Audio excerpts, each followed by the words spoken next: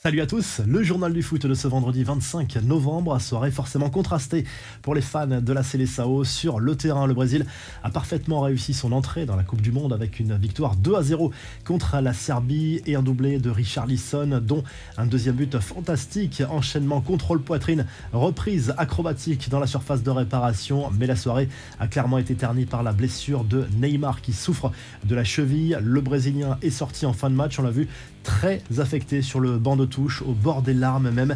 Il a ensuite regagné les vestiaires sans béquille mais en boitant bas. Verdict, entorse de la cheville pour Neymar. La possibilité de le voir déclaré forfait pour le reste de cette Coupe du Monde est une vraie possibilité. La presse brésilienne est inquiète mais s'en tient aux propos de Tite après la rencontre. Le sélectionneur brésilien qui est persuadé que Neymar reviendra avant la fin de cette compétition, mais l'inquiétude forcément gagne du terrain au Brésil. Le joueur lui est sorti du silence quelques heures plus tard pour féliciter ses partenaires pour cette victoire, mais rien à propos de cette blessure.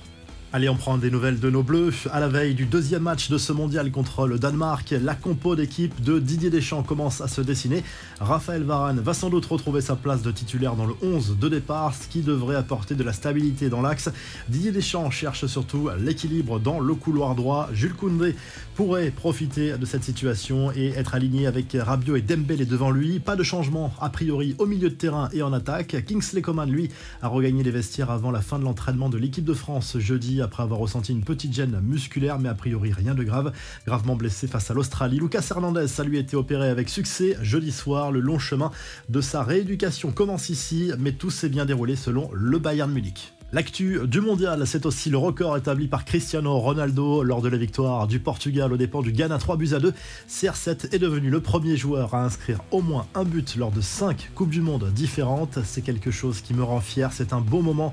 On a gagné et on est parti du bon pied à lâcher l'attaquant portugais que l'on a vu très ému lors de l'hymne de son pays. Énormément d'émotions pour Cristiano Ronaldo qui a vécu des moments difficiles ces derniers mois, la perte de son fils à la naissance, des moments compliqués aussi à Manchester United. D'ailleurs, l'ancien madrilène a ajouté qu'il ne voulait plus entendre parler désormais des Red Devils.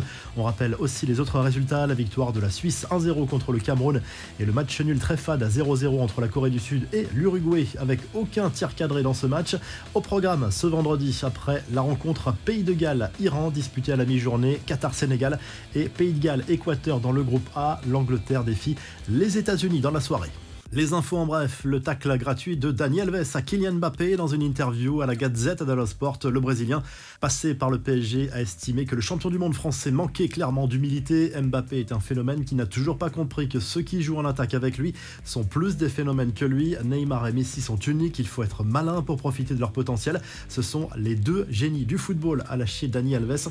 Enfin, des bonnes nouvelles pour Sébastien Haller, l'attaquant du Borussia Dortmund, qui souffre, on le rappelle, d'un cancer des testicules, a subi une nouvelle opération qui s'est bien passée, hâte de commencer la suite, a écrit notamment le joueur sur les réseaux sociaux.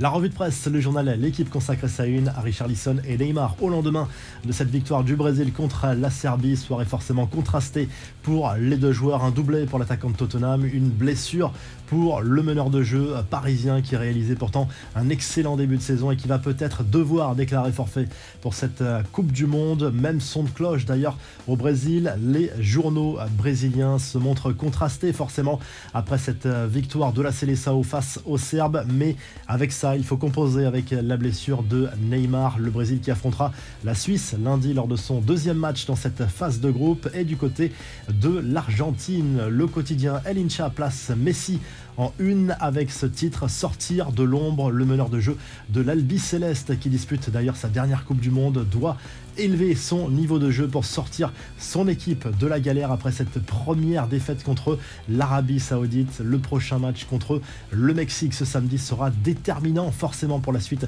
de la compétition. Si le journal du foot vous a plu, n'hésitez pas à liker, à vous abonner pour nous retrouver très vite pour un nouveau journal du foot.